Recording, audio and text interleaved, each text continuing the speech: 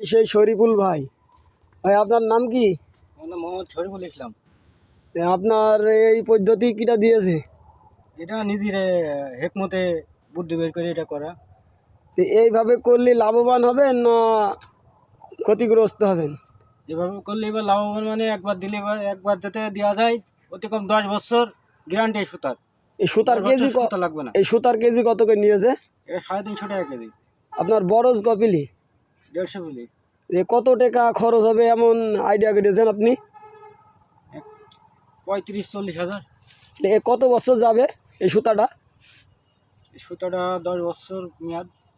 তো আপনি এই যে চালের এই যে উপর থেকে এই যে সুতা টানাতে আপনার তো অনেক টাকা মুনিশ খরচ হবে।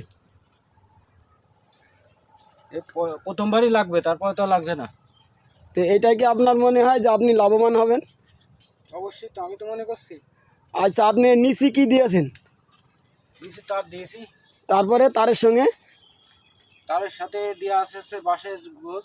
তারের সঙ্গে বাঁশের গোছ। তাহলে আপনি এই কত বিলি খরচ করবেন? 150 বিলি। 150 মিলি। তাহলে এইভাবে করলে আপনার বুঝ আসবে, তাই না? হ্যাঁ, আমি এতে লাভবান হব আশা করছি।